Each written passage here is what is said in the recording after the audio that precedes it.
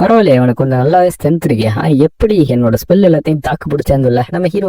நான் தான் சொன்னேன் ஆல்ரெடி அவனோட பவர் எதுவுமே என் வேலை செய்யாதுன்னு சொல்லி, அதனாலதான் சொல்லல நம்ம ஹீரோவா நல்ல வேலைக்கு இந்த ரிங் ஆஃப் ஃபயருக்கு தான் தேங்க்ஸ் சொல்லணும். இது முன்னாடி இப்போ வளர்ந்துகிட்டு இருக்குன்னு சொல்ல நம்ம ஹீரோ கஷ்டப்பட்டு அவனோட லிமிட்டையும் தாண்டி ஓடின்னு இருப்பல. இது மூலமா அவனோட என்டூரன்ஸ் இன்க்ரீஸ் ஆனது மட்டும் இல்லாம இந்த சிஸ்டம், இந்த டீமன் லார்டோட அத்தாரிட்டி, அதுவும் நம்ம ஹீரோக்கு எகிலிட்டி பாயிண்ட்டை இம்ப்ரூவ் பண்ணி கொடுத்துருக்கோம், ஸ்டாமினாவையும் இம்ப்ரூவ் பண்ணி கொடுத்துருக்கோம். இது எப்பறம் சாத்தியம், இது எப்பறம் பாயிண்ட் கொடுக்குன்னு சொல்லி அந்த டீமன் லார்டு கதைக்கிட்டு இவனோட சிஸ்டம் தான். ஆனா இவனுக்கே தெரியல எப்படி எல்லா பவருமே இவன் தரக்கூடிய பவர் எல்லாமே இவனுக்கு ஸ்ட்ராட்டஜி பாயிண்டா போகுது அப்படின்னு சொல்லி, இதெல்லாம் தப்பு அப்படின்னு சொல்லி அது கதைக்கிட்டு இருந்தது. அதான் இங்க இருக்கக்கூடிய இன்ஸ்ட்ரக்டரோ எல்லாமே நல்லா பண்ணீங்க, ஆனா பாராட்டுறதுக்கு யாரும் பெருசா பண்ணல. நான் என்ன சொன்னேன், எந்த ஸ்பீட்ல ஸ்டார்ட் பண்ணீங்களோ அந்த ஸ்பீட்ல ஓடுங்க தான் சொன்னேன். சரி அது இருக்கட்டும், அதை தாண்டி இங்க 120 பேர் இருக்குங்க, அதுல காவாசியா இருக்க போறேன்னு சொல்லி அதெல்லாம் பொய்ன்றதுக்கு அப்புறம் பாதி பேர் இதெல்லாம் முன்னாடியே சொல்லிட்டீங்கன்னா உயிரை கொடுத்து ஓடிக்க மாட்டேன்னு சொல்லல. அதுக்கு தாண்டா சொல்ல வந்தேன்.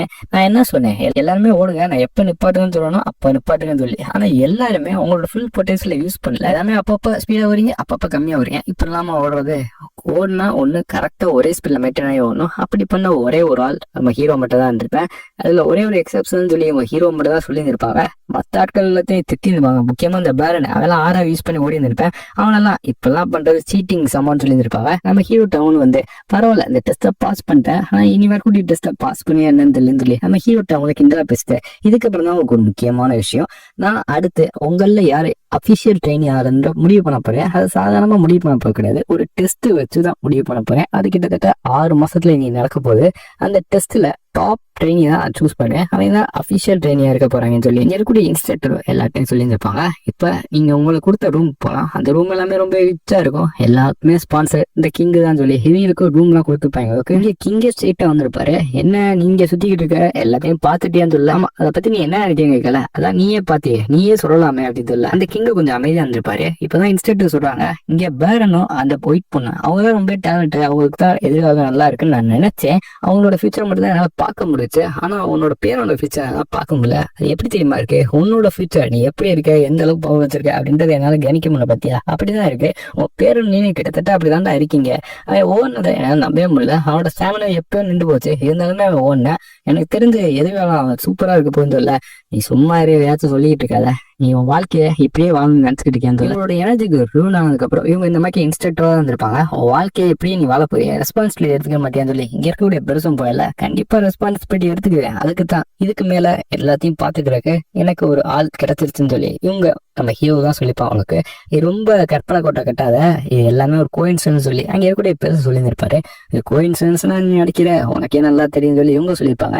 நம்ம ஹீரோவும் அந்த இடத்துல ட்ரைனிங் பண்ணலாமேன்னு சொல்லி திரும்ப ட்ரைனிங் கண்டிப்பா போயிருப்பேன். இதான் நிக்காம ஓடி இருந்திருப்பேன். இருந்தாலுமே அடுத்து நான் ட்ரைனிங் எடுக்க போறேன்னு சொல்லி ட்ரைனிங் எடுக்க போயில பக்கத்துல இருக்க எல்லாருக்குமே இவனை ஒரு மாதிரியை பார்த்துருந்தாங்க. இவன் எப்படி அவ்வளவு ஸ்பீடா ஓட, கண்டிப்பா அவன் நல்லா ஓட முடிஞ்சிருக்காது. இவன் பாதி அளவுக்கு ஓடல, அவனுக்கு ஸ்டெமினா கண்டிப்பா போய் நிக்க வேண்டியது. இவனுக்குலாம் இந்த அளவுக்கு ஸ்டெமினாவும் இருக்காது, என்டூரன்ஸ் இருக்காது. இவன் எப்படி ஓடனான்னு சொல்லி அங்கே இருக்கக்கூடிய ஒரு சில பயிலுக்கு டவுட்டாக இருக்கும். அதுல இன்டைரக்ட் பிளட்ல நீ சேர்ந்த ஆளுதுக்கெல்லாம் முடிச்சிருக்காத அவன் தான் உன்னை சொல்லியிருந்திருப்பேன். ஒரு பொருளையை கலப்பிருந்திருப்பேன். நம்ம ஹீரோ ஒரு மெடிசன் யூஸ் பண்றாங்க, அது ஒரு மிராக்கல் மெடிசன். அதை அவனுக்கு சின்ன வயசுல கிடைச்சிச்சா, அதை யார் கொடுத்தாங்க தெரியுமா, அதை செய்தி தான் கொடுத்தாரு. அதை குடிச்சனால தான் அவன் இந்த அளவுக்கு பவர்ஃபுல்லா இருக்கேன் தெரியல. இதை கிட்ட மற்ற சாதாரண ஆட்கள்லாம் கண்டிப்பா இருப்பாங்க. இவங்களோட டீமெண்ட் தான் இது எப்படி சாத்தியா, அப்ப நம்மளும் இந்த மாதிரி மெடிசன் கொடுத்து ஓடலாமா, எப்படி சாத்தியா, அது ஃபேர் இல்லை அப்படின்னு சொல்லல.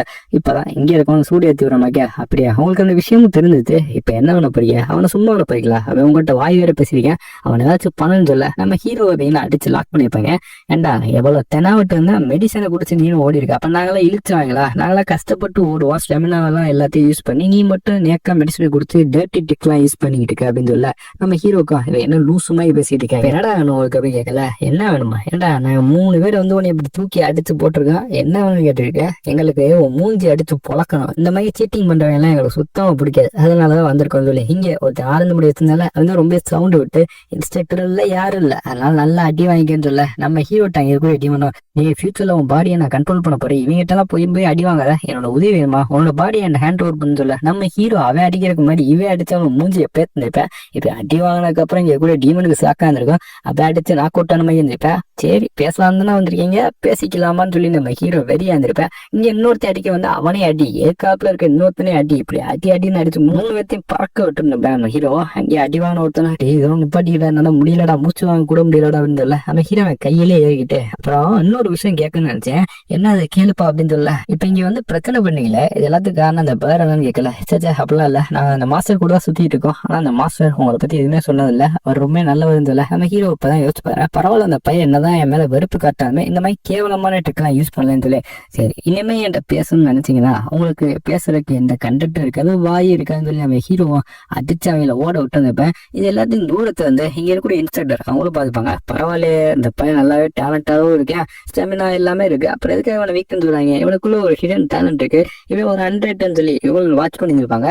நம்ம ஹீரோ திரும்ப போயிருப்பேன். போனதுக்கு அப்புறம் ஒரு சிஸ்டம் கண்டிஷன் ஃபுல்ஃபில்னு சொல்லி அவனுக்கு ஹைலைட்டி பாயிண்ட் கொடுத்துருங்க. இவனை இப்படியே ஒவ்வொரு போனஸ் பாயிண்டா வரதை பார்த்து இங்க கூட டீமன் லாட அது செம காண்டா இருக்கும். இது எல்லாமே என்னோட எக்ஸ்பீரியன்ஸ், நான் கஷ்டப்பட்டு வாங்கினது எல்லாமே ஓன்ட்ட போயிட்டு இருக்குன்னு சொல்லி செம கடுப்பா இருக்கும். என் பாடியே ஹேண்ட் ஓவர் பண்ண மாட்டேன், என் வந்து பவரையும் எடுத்துக்கிட்டு இருக்கேன், எல்லா ட்ரிக்கையும் யூஸ் பண்ணிக்கிட்டு இருக்கேன்னு சொல்ல.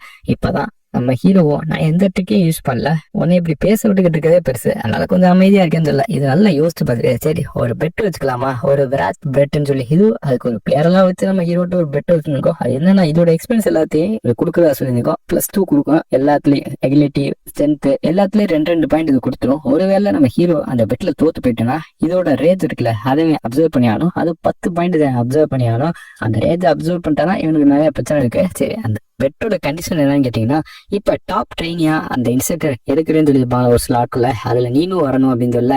இப்ப நம்ம ஹீரோ இது ஒரு பெட்டா அப்படின்னு சொல்லி பாத்துக்கணும் இருப்பேன். என்னப்பா பெட்டை பார்த்து பயந்துட்டியா, என்ன பயமா இருக்கா அப்படின்னு சொல்ல. இவனுக்கு ரிவார்டா இன்னொன்னு இருக்கு, இந்த டீமன் லார்டோட ஒரு ட்ரைட், அந்த ட்ரைட்டையுமே அதை கொடுக்குறேன்னு சொல்லியிருக்கோம். அது லெஜெண்டரி சென்சஸ் இருக்கும்.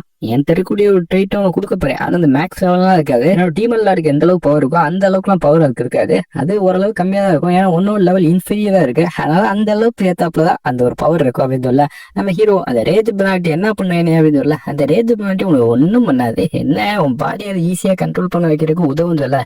அந்த ரேஜ் பெனால்ட்டி நம்ம ஹீரோ அப்சர்வ் பண்ற மூலமா இவனோட ஹார்ட் வலிக்க ஆரம்பிக்கும். அதுக்கப்புறம் இவனோட பாடியை அவ்வளவு சீக்கிரமா கண்ட்ரோல் பண்ண முடியாது, கொஞ்சம் சிரமமா தான் இருக்கும். அதையும் மீறி நம்ம ஹீரோ ட்ரை பண்ணா அது ரொம்ப கஷ்டம்.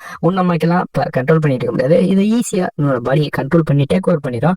நம்ம ஹீரோ பாக்குறேன் இதுவே அவனுக்கு பாஸ்ட் லைஃப் எக்ஸ்பீரியன்ஸ் அப்புறம் ஸ்ட்ரென்த் எதுவுமே இல்லை அப்படின்னா, ஒரு அசாசின் கூடிய ஸ்ட்ரென்த் எதுவுமே இல்லை அப்படின்னா ஈஸியா நேரம் தோத்துருப்பேன் இந்த பெட்டில். ஆனா நம்ம ஹீரோ தான் பெரிய அசாசின் ஆச்சு. நம்ம ஹீரோ இந்த பெட்டை யோசிச்சு பாக்குறேன், இது ஒரு விச ஆப்ல சாப்பிட்ற மாதிரிக்கே இருந்தாலும் பரவாயில்ல, இந்த பெட்டு மூலமா நமக்கு நிறைய ரிவார்ட்லாம் கிடைக்குது, நம்ம ரீஇன்கார்னேட் ஆகிதான் இருக்கும், அதனால நமக்குலாம் அது சாப்பிட மாட்டேன்னு சொல்லி நான் இந்த டீலுக்கு ஒத்துக்கிறே சொல்லி இருப்பேன். சூப்பர் சாய்ஸ்ன்னு சொல்லி கூட இந்த டீமன் லார்டு ரொம்ப சந்தோஷப்பட்டு இருக்கும். அதே சமயம் நம்ம ஹீரோவும் பார்த்தீங்கன்னா பாஸ்ட் லைஃப் எக்ஸ்பீரியன்ஸ் வச்சு இந்த இடத்துல செஞ்சு விட்டுலாம் இருக்கல. இப்பதான் இங்க ஒரு சில பேர் ட்ரைனிங் எடுத்துக்கிட்டு இருப்பாங்க, அதையும் ரொம்ப கடுப்பா இருந்திருப்பாங்க. ஏன்னா இன்னைக்கு கொடுத்த ட்ரைனிங் அப்படி இருந்திருக்கும். இங்க எப்படி இன்ஸ்ட்ரக்டர் எல்லாருமே குதிரை ரைட் பண்ற மாதிரி போஸ்ட் கொடுங்கன்னு சொல்லி அப்படியே நிக்க வச்சிருப்பாங்க ஸ்டாச்சு. நான் எப்ப சொல்றேனோ அப்பதான் நீங்க வந்து நிப்பாட்டணும், நான் அதுக்கடி தூங்குவேன்னு சொல்லி இவங்களும் தூங்கி இருந்திருப்பாங்க. அப்புறம் இன்னொரு முக்கியமான விஷயம், இந்த ட்ரைனிங் நீங்க எடுக்கலாம் இல்ல வேணாம்னு சொல்லி விட்டுலாம். ஏன்னா நீங்க தானே இந்த ஒரு இடத்துக்கு வந்துருக்கீங்க, வேணாம்னு சொல்லி விட்டீங்கன்னா நான் அப்படியே உங்களை துரத்தி விட்டு வந்துடல. எல்லாமே வேற வழி இல்லாம இந்த போஸ்ட்ல உட்காந்துருப்பாங்க. கிட்டத்தட்ட சேர் பொசிஷன் மாதிரி தான் இது, இந்த பனிஷ்மெண்ட் வாங்கிட்டு உட்காந்துட்டு இருப்பாங்க. ரொம்ப கொடூரமான ட்ரைனிங்கா இருக்கு அப்படின்னு சொல்லி பாதி பேர் கடுப்பா இருந்திருப்பாங்க. நம்ம எதுக்கு இப்பெல்லாம் ட்ரைனிங் எடுத்துக்கிட்டு நம்ம வந்து ஓடிக்கிட்டு இருக்கா இல்ல இப்படி ட்ரைனிங் எடுத்துக்கிட்டு இருக்கோம். நம்ம எப்பயுமே கத்தியை பிடிச்சி ட்ரைனிங் எடுத்ததே கிடையாது. இவங்க எதையுமே சொல்லி கொடுக்க மாட்டாங்க. வேஸ்ட் பாதி பேர் பேசிட்டு இருக்கல. இவருடைய பேரனா ஆமா இன்னும் கொஞ்ச நாள்ல இவங்க கொடுத்த டைம் முடிய போகுது. அதுக்கப்புறம் அபிஷியல் ட்ரைனிங்கை அவங்க சூஸ் பண்ண போறாங்க. அது என்ன காம்படிஷன் வேணா இருக்கலாம், அதுல அவங்க என்ன வேணா யூஸ் பண்ணலாம், என்ன மெத்தட் வேணா சொல்லலாம். அதனால நம்ம உடம்புல வந்து ஸ்ட்ராங்கா இருக்கணும், அதுக்கு ஸ்வார்ட்மேன்ஷிப் தான் ஒரே வழி. அதனால நான் போய் பிராக்டிஸ் எடுக்க போறேன்னு சொல்லி இந்த பேரன்றவன் அவனோட ஆட்களை கூட கிளம்பியிருப்பேன். என்னுடைய டீமனா என்னப்பா அவன் போய் பிராக்டிஸ் எடுக்க போறேன், நீ என்ன பண்ண போற, அவனை வேடிக்கை பார்த்துட்டு இருக்க போறியான்னு. நம்ம ஹீரோவும் எனக்கு இந்த பிராக்டிஸ் எல்லாம் தேவையில்ல, நான் ஸ்வார்ட்மேன்ஷிப் எல்லாம் பார்ட்டிசிபேட் பண்ண போகிறது, ஏன்னா அதை பார்ட்டிசிபேட் பண்றது வேஸ்ட். நம்ம ஹீரோக்கு ஆல்ரெடி அதெல்லாம் தெரிஞ்சிருக்கும் ஸ்வாட் ஸ்கில்லாம். அதனால இப்ப பேசிக் ட்ரைனிங் இவனோட பாடி கண்டிஷனை பொறுத்து இப்ப அவனுக்கு பேசிக் ட்ரைனிங் தான் தேவைப்பட்டிருக்கும். அவனுக்கு பிசிக்கல் ஸ்ட்ரென்த் ரொம்ப லோவா இருக்கும், அவனோட பாடி என்டூரன்ஸ் அதுவும் கொஞ்சம் கம்மியா இருந்திருக்கும். ஏன்னா இது இவனோட கர்ஸ்னால தான் வந்திருக்கும், அந்த பிட் அண்ட் கோல்ட் கர்ஸ். அதனாலதான் அவனோட பாடி கண்டிஷன் இப்படி இருந்திருக்கும். அதனால நம்ம ஹீரோ நம்ம ரொம்ப ரெஸ்ட் பண்ண வேணாம், ஸ்வாட் மேட்ஷிப்லாம் நம்ம வந்து அவ்வளவு சீக்கிரமா கத்துக்க வேணாம். நமக்கு ஆல்ரெடி பேசிக் லெவல் எல்லாமே ப்ரோ லெவல் வரைக்கும் தெரியும். அதனால இப்போதைக்கு அதை கத்துக்க வேணாம். நம்மளோட ஸ்டெமினா இன்க்ரீஸ் பண்ணுவோம், அந்த பாடியை நல்லா கண்டிஷன் கொண்டாடுவோம்னு சொல்லி நம்ம ஹீரோ கடுமையா ஜிம்ல ட்ரைனிங் எடுத்துருப்பேன். இதே சமயம் அந்த இடத்துல இந்த ஒயிட் பொண்ணு இருக்கல, அவளும் நம்ம ஹீரோ தூரத்துல இருந்து வாட்ச் பண்ணிட்டு இருந்தப்பா. என்ன டெய்லி ட்ரைனிங் எடுக்கிறேன், டெய்லி வர்றேன், டெய்லி வெயிட் இன்க்ரீஸ் பண்ணேன், பயங்கரமா இருக்காம இருக்கு. ஆனா ஒவ்வொரு நாளும் வந்து ஒவ்வொரு வாட்டி வெயிட் இன்க்ரீஸ் பண்ணிட்டு இருக்கேன். இது கரெக்டான ட்ரைனிங்கா? சரி, கரெக்டா தான் இருக்கும்னு நினைக்கிறேன். ஏன்னா அவ்வளவு சீக்கிரமாலாம் 10 கிலோ தூக்குன பையன் 30 கிலோ டம்பிள்ஸ் தான் தூக்க முடியாது. என்னோட ஸ்ட்ரென்த் இன்க்ரீஸ் ஆகுதான் போலக்குன்னு சொல்லி இந்த பொண்ணு டக்குன்னு நம்ம ஹீரோ ட்ரைனிங் எடுத்துக்கல பக்கத்துல வந்துருப்பா. என்னம்மா ஏதாச்சும் பேசுமா சொல்லல. அந்த பொண்ணு பேசாம டக்குன்னு நம்ம ஹீரோ பக்கத்துல இருந்து அவளும் டம்பிள்ஸ் தூக்க ஆரம்பிச்சிருப்பா. நம்ம ஹீரோ பண்ற மாதிரி அவளும் ட்ரைனிங் எடுத்துருப்பா. என்ன ஆச்சு இந்த பொண்ணுக்கு லூஸ் ஆயிட்டான்னு சொல்லி நம்ம ஹீரோ ஏதாச்சும் பேசணுமா கேட்கல. அந்த பொண்ணு எதுவுமே பேசாம நம்ம ஹீரோவை ஃபாலோ பண்ணிட்டு இருப்பா. இப்ப நம்ம ஹீரோ பின்னாடி அந்த பொண்ணு போறத பார்த்து இங்க இருக்கவங்க எல்லாம் கொஞ்சம் வயிற்றுல கொடுப்பாங்க. வயிற்றுலோட வயிறு பத்திட்டு எரிந்துன்னு இருக்கா. இங்க இருக்கவங்களும் இந்த பேரனை நல்லா ஏத்தி விட்டுருப்பாங்க. பாத்தியாடா அந்த பொண்ணு அவன் முன்னாடி சுத்திக்கிட்டு இருக்கா, அவனே ஒரு வேஸ்ட், அவன் முன்னாடி எதுக்காக அந்த பொண்ணு சுத்திக்கிட்டு இருக்கான்னு தெரியல. இந்த